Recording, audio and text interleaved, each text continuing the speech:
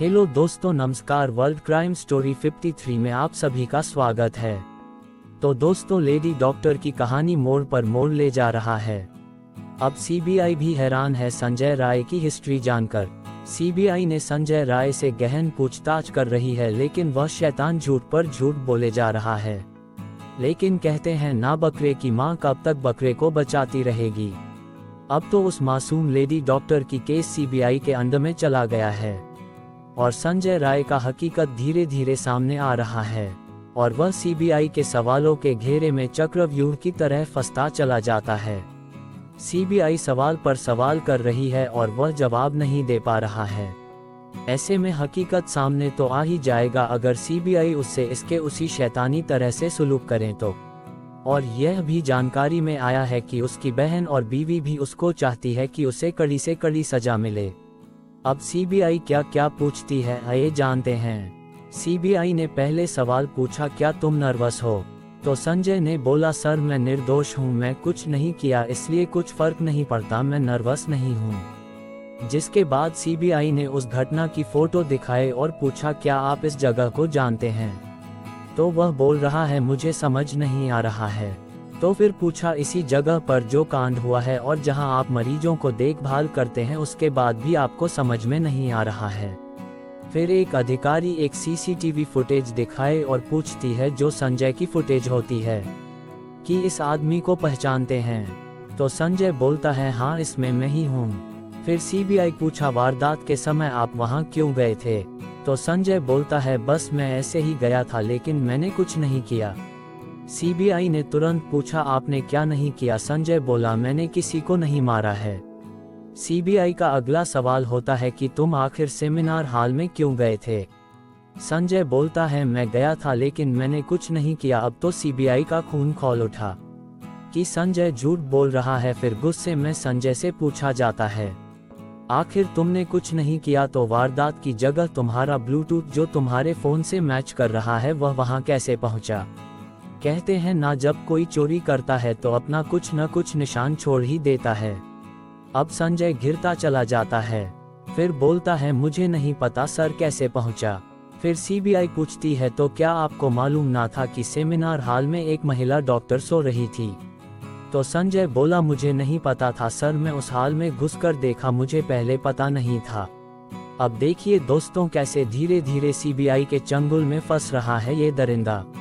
CBI पूछती है, अभी तो तुमने कहा था कि मैं सेमिनार हॉल में गया ही नहीं था।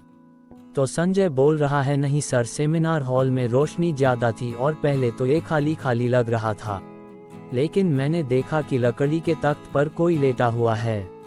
सीबीआई का अगला सवाल क्या होता है, चौथी मंजिल पर जाते हुए आप 5वीं मंजिल पर क्या किया? संजय थोड़ा सहम गया, फिर बाद में बोला, वैसे ही गया था। फिर सीबीआई ये पूछती है, आखिर रोज आप विभिन्न मंजिलों पर क्यों घूमते हैं? संजय ने कोई जवाब नहीं दिया।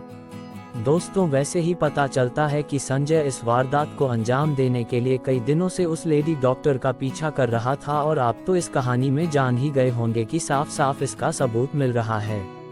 इस वारदात को अंजाम देने के लिए उसे यह मौका मिल गया था और उस रात की सुबह लेडी डॉक्टर को दरिंदगी का शिकार बनाया, जिसकी उम्मीद नहीं थी। सीबीआई फिर पूछती है, आप कहते हैं कि मैं कुछ नहीं किया, तो किसने किया? संजय बोला, सर मैंने कुछ नहीं किया। फिर पूछा गया कि आपने कुछ किया? वह बोला, मैंने किसी को नहीं देखा। ये जवाब सुनकर अधिकारी सब तिलमिला गए और पूछने लगे, आखिर कैमरे के रिकॉर्ड में आप 35 मिनट तक क्या कर रहे थे?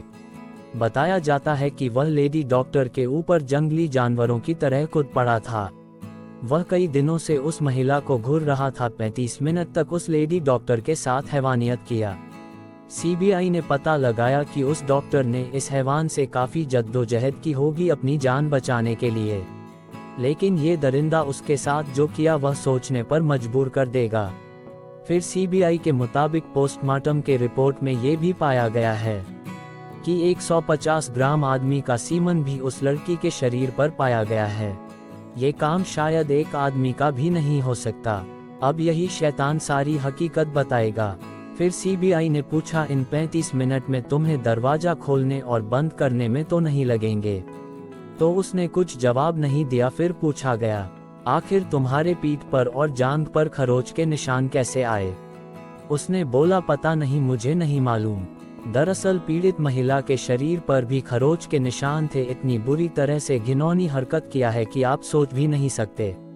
शायद डॉक्टर ने कहीं न कहीं अपनी बचाव किया होगा और इसी बचाव में संजय के पीठ और जांघ पर उस लेडी डॉक्टर के नाखून के निशान मिले थे। उसके बाद संजय ने भी उस डॉक्टर पर बुरी तरह से प्रहार किया होगा, तभी तो पूरे शरीर के अंगों से काफी ब्लड बहा था। उसके बाद सीबीआई का अगला सवाल चौंकाने वाला था, क्या तुम्हारे शरीर पर गर्लफ्रेंड के नाखून के निशान हैं? तो बोला, हाँ शायद। तो तुम्हारी गर्लफ्रेंड कहाँ रहती है? तो उसने बाद में जवाब दिया, चेतला में। दोस्तों बता दें कि कोलकाता के सोनागाछी में एक रेड लाइट एरिया है जहां सेक्स रैकेट चलता है। यह आदमी वहां अक्सर जाता था। काफी छानबीन के अनुसार पता चला था कि संजय वहां गया था, मगर अंदर नहीं गया था। वह बाहर ही खड़ा था और बाहर से ही वापस आ गया था। लोगों के बताने के अनुसार अगर अंदर गया होता और वही अपनी प्यास बुझाई होती तो शायद लेडी डॉक्टर के साथ ऐसी हैवानियत नहीं करता। उसकी प्यास बुझ जाती तो ऐसी वारदात को अंजाम नहीं देता, लेकिन दुर्भाग्य से ऐसा नहीं हुआ। सीबीआई अगला सवाल पूछती है कि गर्लफ्रेंड चेतला में रहती है, मगर उस रात उससे मिलने नहीं गए। उसने बोला, नहीं सर, मैं गया था और साथ में मेरा दोस्त भी था। फिर पूछा गया कि आपका दोस्त ने बताया कि आप अंदर नहीं गए, लेकिन आपका दोस्त अंदर गया था। फिर वह बोलता है, मैं भी अंदर गया था सर, मेरा दोस्त सौरभ गलत कह रहा है। आपको बता दें कि जहां संजय से पूछताछ हो रही थी वही थोड़ी दूर पर उसका दोस्त सौरभ बैठा था। बताता है कि संजय राय का मूड उस समय बहुत खराब था।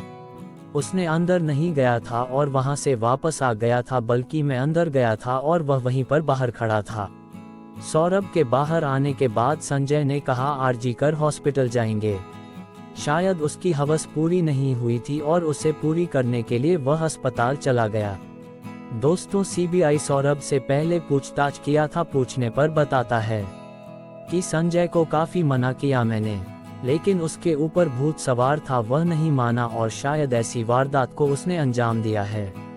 तो दोस्तों सीबीआई काफी कुछ पूछताछ किया है उस दरिंदे से। अब तो वह सजा के काबिल है ही, जो ऐसी हैवानियत उस ट्रेनिंग डॉक्टर के साथ किया है। तो दोस्तों ऐसी और जानकारी मिलने पर फिर आपके समक्ष रूबरू होंगे। तब तक चैनल को सब्सक्राइब कर दीजिए, लाइक करें या ना करें, शेयर जरूर कीजिए। धन्यवाद।